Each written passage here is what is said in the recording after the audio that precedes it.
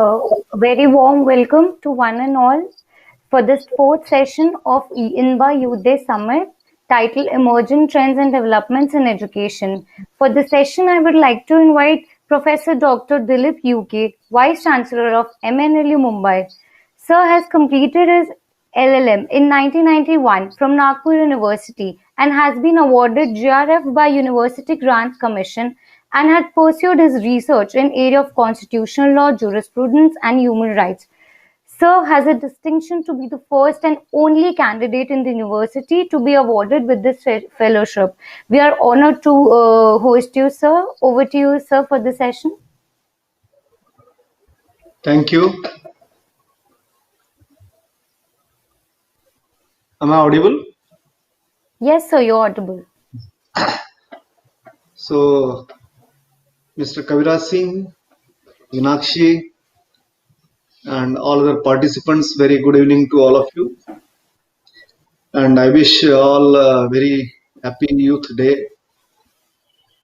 As you know that this day we celebrate to pay the respect to Swami Vivekananda, the youth icon, who has contributed a lot in terms of philosophy, who has contributed a lot in terms of Dharma Shastra and Swaraj, and particularly about the youth. When we talk about the Youth Day and particularly the emerging trends in education and its development of youth. Of course, as we know that India is having a biggest youth population now in the whole world. It's a dividend, and which is rather the biggest asset. Human resources are otherwise the biggest asset. Moreover, the working youth are more in India, and that's why it is expected that India might take over in next some years in number 3 in the world in terms of the economy, development of economy. However, the education is the key. Education is the power. Education is the basic foundation of the nation building to which Swami Vivekananda stood for. And that's why the development of youth is the sine qua non. Development of youth is essential and necessary. How education helps, how education enables the youth around the world and particularly here in India. Because the kind of an energy, kind of ideas, innovative ideas, those ideas could be converged into some kind of innovation, some kind of development in the field of education. We take a stock of the past and the history. All those reformers, all those, and they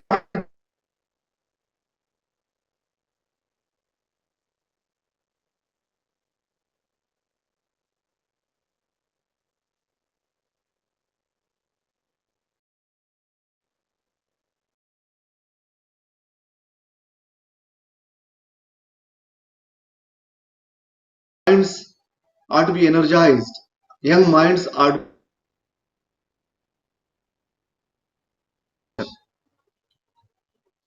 That's what rather the youth stands for. It's the energy, its dynamism stands for. When we look at the education sector, now the new education policy has come up since it is a International Bar Association. Let us talk about law now. That in the legal field, in the new education policy, wherein all these central bodies have to be merged into one commission, Higher Education Commission, and then it will be centralized, and under that Higher Education Commission, the four parallel functions would be operative, financial, accreditation, administrative, so and so forth, wherein the legal education and medical education, these two sectors have been kept aside from the purview of the Higher Education Council. And therefore, people argue that, law people argue that we are not within the purview of new education policy. Even if it is so, it is necessary to think of new education policy in terms of the innovations, in terms of the novelty, in terms of the creativity. Law is the field which consists not only traditional advocacy, but rather now the world is open for lawyers. When I say lawyers, does not necessarily mean those who practice in the court of law. Arbitration, mediation, then corporate sector, maritime, air, space, science, technology, biotechnology, policies, policy and law. There are several such states which are there, wherein the scientific approach is needed, analytical approach is needed. That traditional orthodox approach would not be sufficient one, suffice one for the purpose of taking the legal education and then contributing into the legal field as such. Therefore, what is needed now is the whole comprehensive approach, wherein the new avenues which are being opened up, wherein the law students can make their career, like as I said, when we talk about alternate dispute resolution mechanism or alternate dispute resolution as ADR, which might consist even arbitration, which also consists mediation. But maybe in future, if one looks at the recent trends of the Supreme Court decisions in the past also, as well as a few days before, 1 or 2 days before, Indian Supreme Court has pointed out that, observed that, why not there has to be some mediation committee. For Ayodhya dispute, there was a mediation committee. For some other purpose, there was a mediation committee. Even for this farmers agitation, it was suggested that there shall be a committee, though it has not been named as a mediation committee. In view of this alternate dispute resolution mechanism might become the added dispute resolution mechanism. Instead of regular judicial process, now even the Consumer Act has been amended, and wherein the mediation has been made as a compulsory before approaching the forum, consumer forums or consumer commissions. In that sense, to my mind and knowledge, that even a bill has been drafted for the mediation, because it is a mediation, negotiation and conciliations. And therefore, such emerging trends like even maritime law. See, the dispute about the South China Sea, how economy would be affected by that. Moreover, the kind of corridors which are being made, which are being created, maritime corridors which are being made and created, then air and space, then biotechnology regulatory authority, biodiversity regulatory authority. When you talk about environment, it is not the environment per se. Then IPR, intellectual property. In view of this, the legal education has to take into account all these emerging trends, wherein the law students, young students can contribute, can learn several such things instead of merely relying upon the traditional way of lawyering, traditional way of learning, and traditional way of practicing in the form of advocacy as such. However, when you talk about youth development and when you talk about the emerging trends in the education and therein the development of the youth, all dear friends, I would say that otherwise, no doubt, knowledge is the power. Knowledge is virtue also. But this power is a double-edged weapon. When I say this knowledge is a double-edged weapon, though it is a power, that power could be misused, that power could be abused. No doubt we need a knowledge-based society. We need innovation-based society, not only research, what we need innovations. However, since we are celebrating this day to pay the respect to Swami Vivekananda, what I think that it is not only knowledge-based education, it is the value-based education which is more important. When we talk about the nation building, when we talk about the society's building, a social fiber, social structure has to be not only constructed, it is to be reconstructed. But before the reconstruction, there has to be some deconstruction also.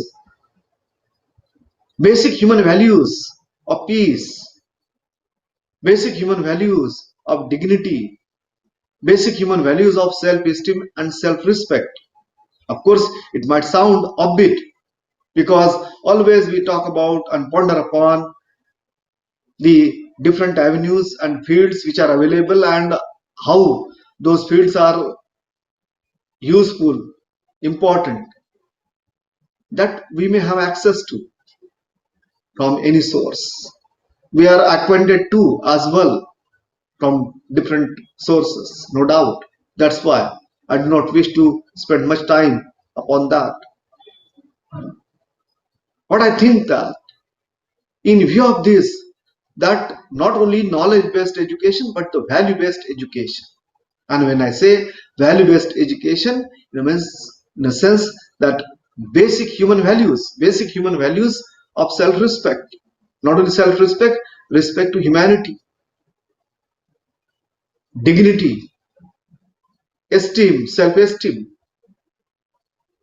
It is the not only responsibility of today's youth, but rather it is an accountability of the youth. The boundaries which are there, walls which are there. That's what I said. Before reconstruction, there has to be some kind of a deconstruction. Boundaries of religion, boundaries of race, boundaries of caste, class, gender, sex, region. All these boundaries are to be demolished. The basic mantra which has been given by the Constitution, basic philosophy which has been given by the Indian Constitution, one looks at, always we emphasize upon justice, liberty and equality. We tend to ignore, we tend to forget either or neglect the core, the soul of not only the preamble of the whole Constitution. That is the notion of fraternity which has been ingrained in the preamble of the Indian Constitution. Fraternity and assuring the dignity of individuals and unity and integrity of the nation. If unity and integrity of the nation is to be achieved, the fraternity is needed, and fraternity would be possible only then when dignity of individuals is to be assured.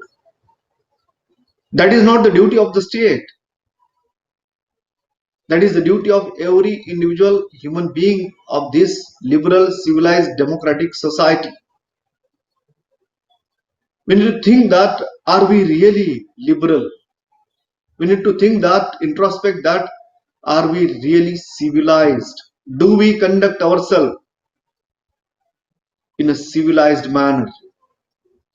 Before conduct, before act, before behave, what is our thinking? What are our thoughts? What is our own individual's philosophy? And notion of fraternity is not only the philosophy ingrained in the preamble. One may have a glance of fundamental duties which are there under Article 51A, and particularly Article 51A, fifth one, therein, wherein it has been made a fundamental duty, or fraternity has been made as a fundamental duty. Again, I would reiterate that this might sound an offbeat of the track, but the basic premise is this, that no development is possible, a proper all-round development would be possible without adhering to, without having basic human values. Development not in terms of knowledge, development not in terms of wealth, material wealth. We call ourselves as a cultured society.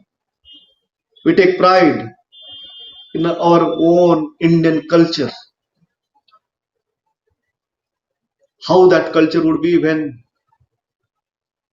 the fetuses are removed,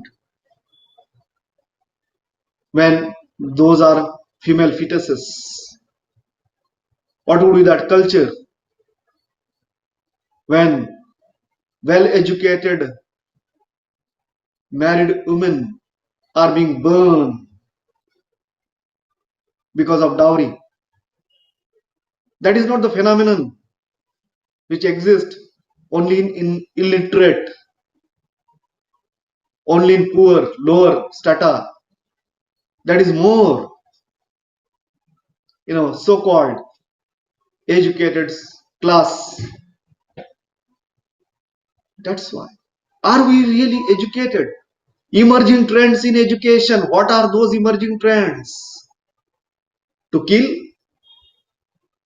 Kill in a home? Kill a married woman? Are these emerging trends? That's why. Nation building. Youth. Let the youth take a pledge that he or she will adhere to the notion of fraternity. He or she will adhere to the assuring the dignity of individual, including female. Will not believe in nor practice any discrimination whatsoever on whatsoever grounds, race, religion, class, caste, region, so on and so forth. Then one entitled to pay the respect to Swami Vivekananda. His teaching, his philosophy would be really and is really a worth which would be helpful for everyone of us, not only youth, every individual human being, to make this nation as a great nation. Great not in terms of power, great in terms of humanity. And that's why, again, I would say that it might sound offbeat one, off track one, off the track one. But education not in terms of degrees, education not in terms of knowledge, education which is value-based education. Therein rather the trends have to emerge. From youth, those trends have to emerge. Even the sky is not the limit. One may become advocate, one may become judge, one may become professor, one may go to corporate. There are several avenues which are available.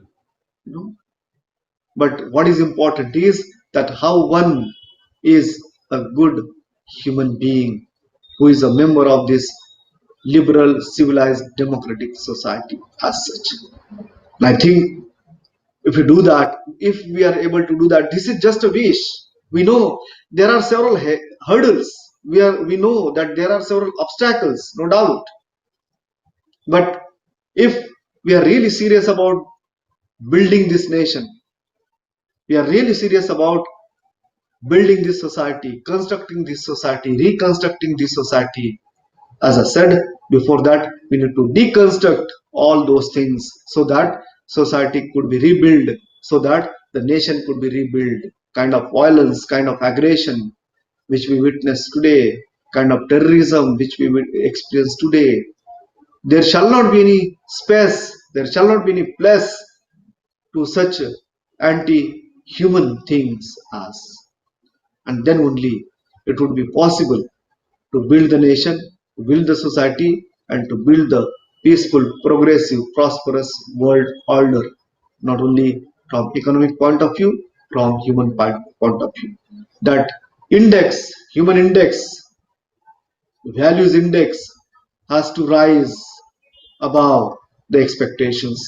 And I hope that, again, it is just a hope. I hope that the institutions like Indian Bar Association, which is undertaking, which undertakes such programs, conferences, would help in a great way to contribute in this nation building. With this, I thank Mr. Kaviraj Singh, Mrs. Meenakshi Singh, and all the organizers, and wish you all the best to be a best human being with this new emerging to be immersed trend arts. Thank you so much.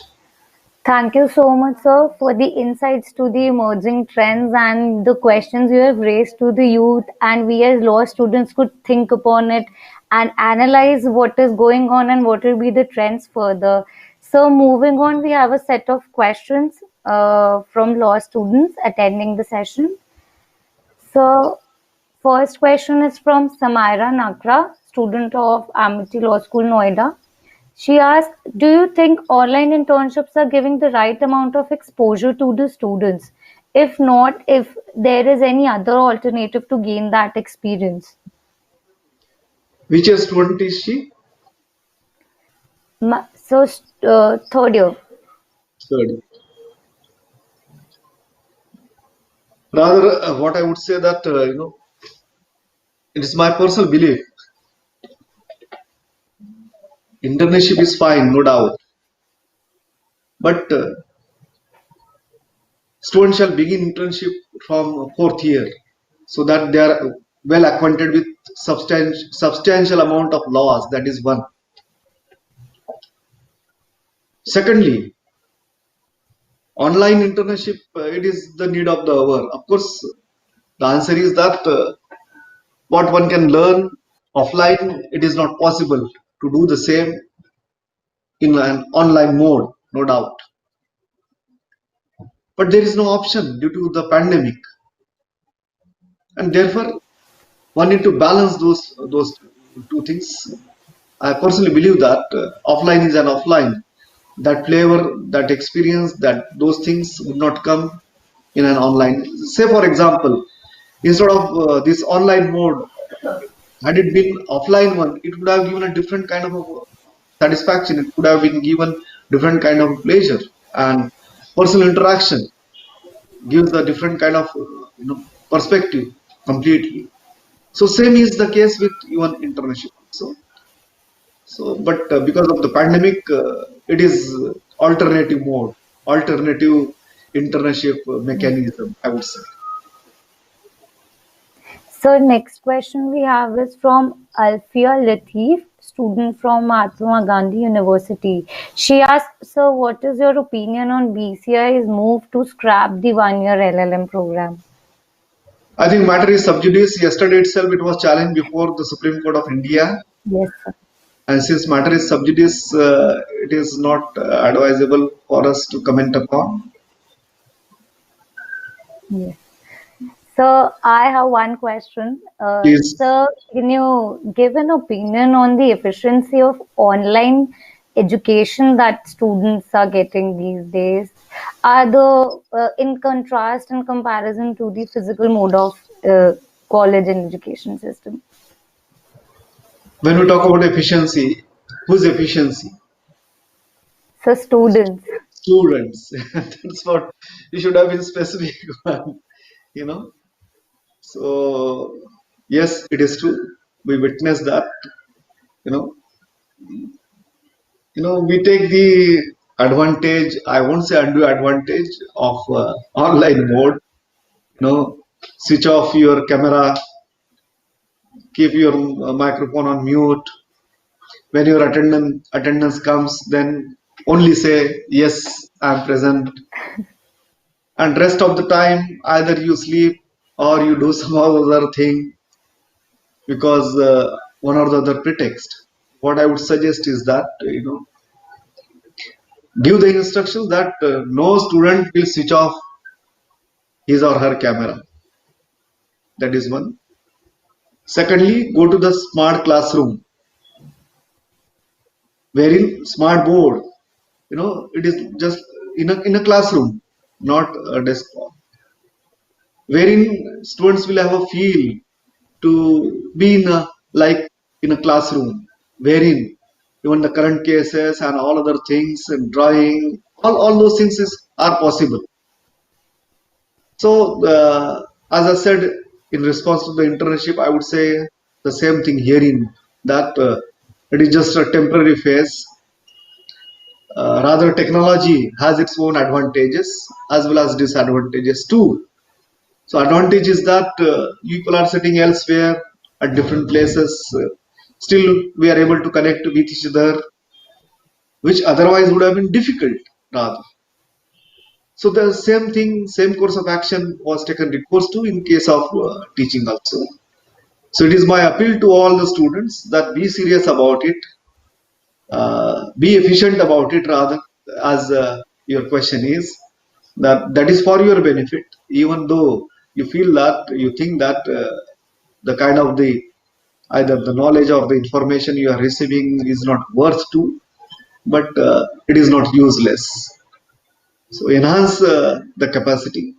It is a capacity building exercise, one could say. I do understand that sitting at home, people must have been feeling now a bit dejected, so on and so forth. But no option too. So we need to overcome all these mental hiccups. Be strong mentally. Do some meditation, if possible. Do some exercises. Keep yourself mentally fit, mentally strong, more than the physical fitness and physical exercise. What we need is mental peace of mind as such. Thank you so much, sir. It was an amazing session and it was great listening to you. And sir, I would like to invite you to the next set of sessions we have, next two sessions, and we can also connect to students on one-on-one basis in the lounge, sir. Fine, thank you. Thank you so much, sir.